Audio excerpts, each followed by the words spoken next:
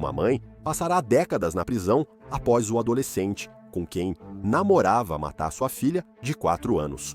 Vamos conversar com a avó de Octavia Aquino para falar sobre a resolução do caso, após mais de 1 ano de investigação, audiências judiciais e luto.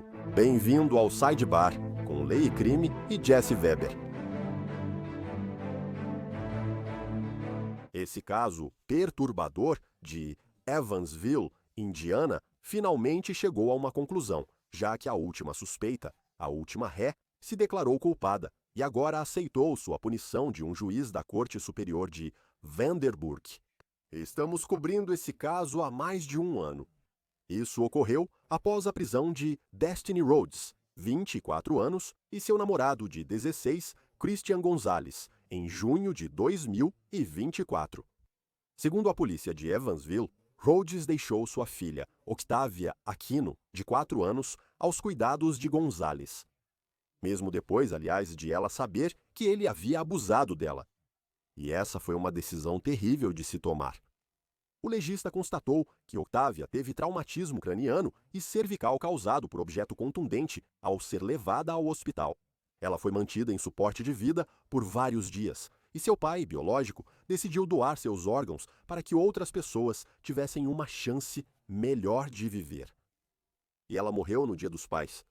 Aliás, o New York Post noticiou que um pai do Bronx, aqui em Nova York, Fred Ramirez, pai de um menino autista, recebeu o rim de Octavia, o que salvou sua vida.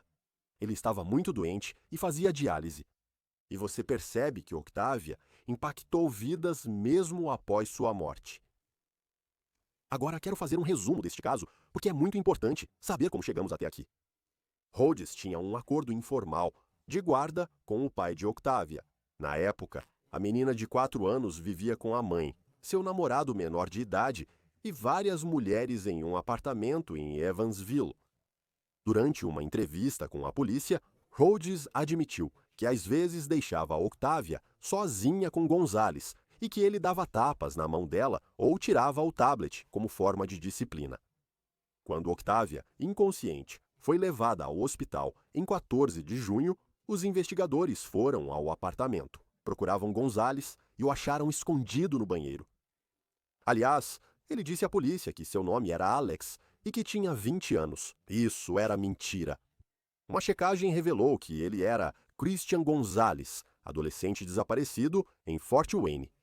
A polícia descobriu que Rhodes havia sido preso meses antes por ajudar Gonzalez a fugir de uma unidade de detenção juvenil. Apesar da ordem de proteção para Gonzalez contra Rhodes, ele morava com ela. A polícia também ouviu as colegas de quarto, e uma delas disse que no dia antes de Octavia ser encontrada inconsciente, ela desceu as escadas e viu marcas preocupantes no pescoço dessa garotinha. Ao perguntar a Gonzalez, ele respondeu: "Foi um gato que a arranhou." Mas isso era mais do que um arranhão. A colega de quarto disse que viu hematomas e até uma marca de mordida humana no braço de Octavia. Octavia passou mal, e sua colega de quarto a levou ao McDonald's onde Rhodes trabalhava. E o boletim de ocorrência afirma que a própria Octavia disse à mãe que Gonzalez a mordeu e colocou a mão sobre sua boca. Então, ela estava ciente do que estava acontecendo. Agora Rhodes aparentemente voltou para casa, confrontou Gonzalez sobre o que aconteceu, mas ele aparentemente não admitiu nada. Então ela e a colega decidiram mentir para Gonzalez, dizendo que havia uma câmera na sala que gravou tudo, certo? Para mantê-lo em alerta e sob vigilância, Gonzalez teria admitido morder Octavia no braço, alegando que a menina de 4 anos o mordeu antes, segundo o relatório policial. E depois de tudo isso, Rhodes acabou deixando Octavia, novamente, sob os cuidados de Gonzalez. Ela saiu para buscar comida na noite de 13 de junho e novamente em 14 de junho, quando foi trabalhar. Relatórios policiais trouxeram mais detalhes do que Rhodes relatou aos investigadores. Citação: "Eu confirmei que Destiny viu as lesões no pescoço da vítima em 13 de junho. Perguntei a Destiny sobre as lesões no pescoço da vítima e ela admitiu que parecia que o homem provavelmente a agarrou pelo pescoço com a mão. Ao ser questionada sobre o motivo do vômito da filha, ela disse que provavelmente foi por ansiedade. Destiny acredita que isso ocorreu porque sua filha havia sido estrangulada e mordida pelo homem. Perguntei a Destiny por que deixou sua filha com o homem após saber do abuso, e ela disse que acreditava que nada aconteceria, porque ele pensava haver uma câmera na sala. Perguntei a Destiny por que não chamou a polícia para denunciar o abuso e ela disse que queria. Ela também disse que estava preocupada com o que aconteceria com o rapaz de 16 anos. Ela temia que ele se afastasse dela. Ela acabou admitindo que estava preocupada que tanto ela quanto o rapaz pudessem ter problemas. Perguntei se ela temia que o rapaz machucasse a criança de novo. Destiny contou que, após o incidente, pediu ao rapaz que voltasse para casa. Perguntei por que conversaram na noite anterior e ela disse que foi por causa da filha. Destiny disse que tentou mandar o rapaz para casa várias vezes, mas ele era, segundo ela, muito manipulador e que o amava como um filho. Gonzales foi primeiro acusado de agressão com lesão grave, mas a acusação passou a homicídio doloso após a morte de Octávia. Após julgamento em janeiro, um júri o condenou. Por ser menor, não podia receber pena de morte. Na verdade, nos documentos de sentença, o tribunal aborda a idade de Gonzales dizendo que o tribunal considera como circunstância atenuante o fato de o réu ter apenas 16 anos de idade na época do crime. O tribunal ainda conclui que as circunstâncias agravantes superam a circunstância atenuante. Gonzales está recorrendo da condenação. O recurso foi apresentado em março de 2025 dias após a sentença. Registros recentes indicam que toda a transcrição do julgamento de Gonzales foi enviada ao tribunal de apelação para revisão, mas precisamos falar sobre Rhodes. Ela optou por não ir a julgamento e se declarou culpada. Ela foi inicialmente acusada de contribuir para a delinquência de um menor após a criança cometer assassinato, negligência de dependente causando morte, invasão de privacidade, aparentemente ligada à ordem para Rhodes se afastar de Gonzales. No fim, as acusações de contribuição para a delinquência de menor e invasão de privacidade foram retiradas após Rhodes se declarar culpado por negligência. Segundo a sentença, ela foi condenada em 7 de agosto a 20 anos de prisão e 5 de liberdade condicional. Certo, estou novamente com Linda Álvares. Esta é a avó paterna de Octávia, conhecida por quem acompanha o Sidebar pelas várias conversas que tivemos. Já discutimos este caso várias vezes durante o processo e seu avanço. Linda, é muito bom ver você novamente. Esta é uma grande atualização. Você sente que finalmente tem uma sensação de resolução? Eu não quero dizer encerramento, mas uma sensação de resolução agora, que ambos os culpados estão na prisão e vão ficar presos por bastante tempo. Sim, com certeza, por ele. Sempre tive sentimentos mistos sobre a Destiny por causa do nosso relacionamento. Isso me deixa triste, mas fico feliz que acabou e que não precisamos continuar lidando com os tribunais e todo o resto. Eu acho que a punição que ela recebeu, eu não digo que é justa. Tipo, como eu me sinto sobre o caso, sabe? Quando se trata dela é diferente de todo mundo e eu não sei. Nunca consigo expressar isso em palavras. Mesmo quando falei no tribunal, tive dificuldade de verbalizar exatamente o que queria dizer para ela. Eu tinha tudo escrito e achava que estava com tanta raiva dela. E aí, quando chegou a hora de falar com ela e tudo mais, eu simplesmente não consegui dizer as coisas que achei que conseguiria dizer. E então, sim, quero dizer, fico feliz que tudo já tenha sido dito e resolvido. Acho que nunca vai ter um encerramento de verdade. E, obviamente, nada vai trazer Octávia de volta. O que exatamente você disse no tribunal? O que você esperava dizer? Logo depois, Depois que tudo aconteceu, eu fiz uma postagem bem longa no Facebook que publiquei na página dela. E foi bem odiosa, para dizer o mínimo. Era simplesmente o que eu estava sentindo naquele momento. Eh, eu só estava tendo dificuldade para decidir o que queria dizer para ela. Então eu imprimi aquilo e levei comigo. E eu também tinha escrito um poema, se chamava Um Ano Sem Octavia. E quando acho que foi no Dia dos Pais, mesmo que o Dia dos Pais tenha caído tecnicamente um dia antes do ano, ela morreu no Dia dos Pais. Então isso sempre vai ser significativo para nós. Nós fizemos uma soltura de pombas em homenagem à Octávia, e eu li aquele poema. E então eu levei o poema comigo para o tribunal e também o li lá. Eu comecei a ler a outra carta e simplesmente fui me enrolando com as palavras e me sentindo muito mal com algumas coisas que estavam lá. Foi muito difícil vê-la ali, ver ela chorando e saber o que, sabe, ia acontecer com ela por tanto tempo. E eu simplesmente eu não tive coragem de ser cruel com ela, porque eu a amava tanto e no fundo eu amo sim, eu ainda amo ela, sabe, ela era como uma filha pra mim, e eu já disse isso antes. Eu não perdi só a Octávia, perdi ela também. Então isso é algo com o qual eu tenho lutado. Eu entendo. É uma situação tão complicada. Você quer continuar em contato com ela? Digo, você quer visitá-la na prisão? Você quer conversar com ela na prisão? Eu não sei se quero visitar. Eu não sei se quero visitá-la na prisão. Eu falei com ela 2 vezes desde o tribunal. Eu fiz 2 visitas por vídeo. Porque eu pude simplesmente dizer a ela como eu me sentia e como eu sentia muito que as coisas fossem do jeito que eram, e para avisá-la, porque eu não sabia se ela sabia ou não.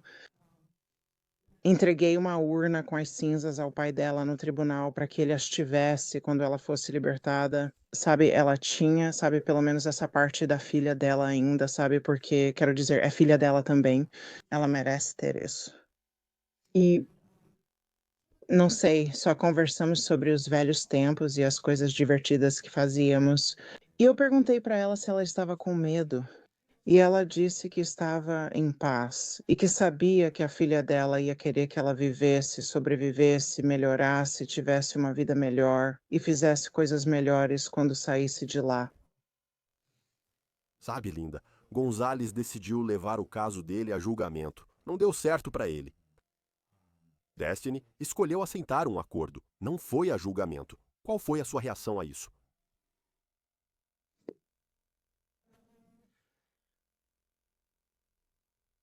Eu fiquei triste. Eu fiquei triste. Eu não sabia. Eu estava meio confusa porque os promotores originalmente disseram que nem iam oferecer um acordo para ela. Então isso meio que me pegou de surpresa. E aí fiquei meio triste. Sabia que se ela fosse a julgamento seria considerada culpada. Eu só não sabia quanto tempo ela pegaria. E você sabe o que me incomoda é que eu conheço a Destiny, tipo, eu já vi ela como mãe. Eu já vi ela como pessoa e ela cometeu alguns erros horríveis, tipo as coisas que ela fez com o Cristiano e tudo mais. Não há desculpa pra isso. Não estou tentando justificar ela, porque o que fez foi errado e foram escolhas muito ruins. E sabe, o resultado disso é perder minha neta, a filha dela. Mas foi só. Eu Foi meio difícil, porque era como se já estivesse decidido, em vez de ir para o tribunal sem saber o que o juiz ia decidir, e talvez sendo um pouco mais flexível com ela, já que ela já tinha perdido a filha. Então isso eu acho, sabe, foi um pouco difícil, porque era tipo: "Ok, é isso que ela vai fazer". Não tem, sabe, não tem tipo: "Ok, o juiz vai ter um pouco de misericórdia com ela". Tipo, é isso mesmo. Ela percebe esses erros? Obviamente, ela se declarou culpada e pode haver vários motivos para isso. mas ela percebe que suas escolhas levaram à morte de Octavia. Ela percebe os próprios erros. Ela percebe. Ela estava me dizendo como quer dizer, ela estava me dizendo o quanto ela é burra e que ela sentia muito por, sabe, não ter me ouvido e que, sabe, ela pediu desculpas por mentir e só quer dizer, ela parecia sincera. Quer dizer, eu não posso saber o que está no coração de alguém, mas ouvindo ela e só pela voz dela e conhecendo ela, eu quero acreditar que, sabe, ela está falando sério. E ela disse que aceitou o acordo e se declarou culpada porque ela sabia que a culpa era dela. Ela sabia que não, ela disse que falhou como mãe e que não protegeu a filha e que, sabe, ela deveria ter feito melhor, ela não deveria tê-lo deixado por perto, ela deveria ter nos ouvido, ela deveria ter, sabe, é uma longa lista de deveria, deveria, deveria e não fez, não fez, não fez. Sabe, eu comecei falando com você sobre isso, que talvez fosse um senso de resolução, uma resolução legal.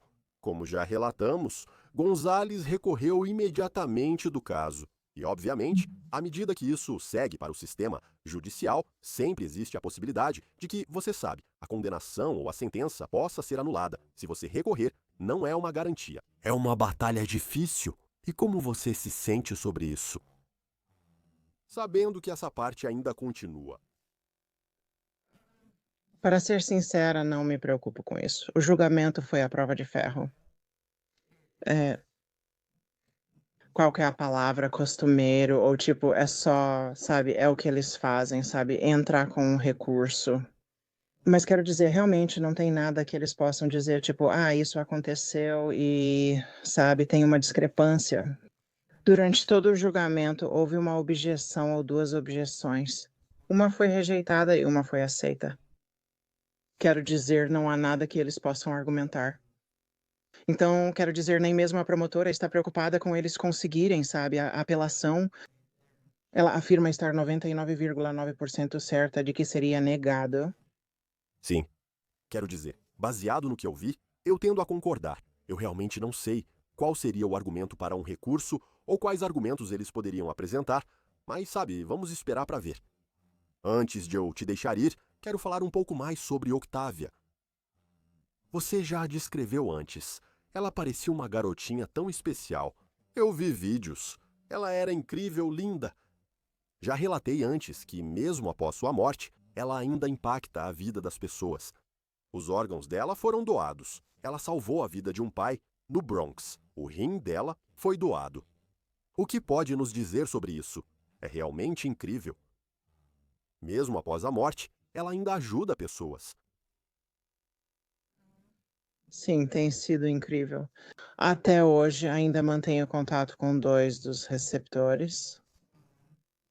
A senhora em Wisconsin, cujo filho recebeu o coração dela, me enviou, tipo, gravações com os batimentos cardíacos para que eu possa ouvir. O pessoal de Nova York me manda mensagens com frequência, só perguntando como estamos e dando notícias.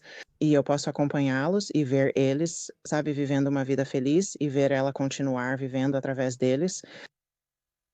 É triste que ela não esteja aqui, mas é reconfortante saber que vive em outras pessoas e que muitos ainda estão aqui por ela. É difícil pensar sobre isso, mas também é algo bonito de se pensar. Linda, você é uma pessoa muito especial.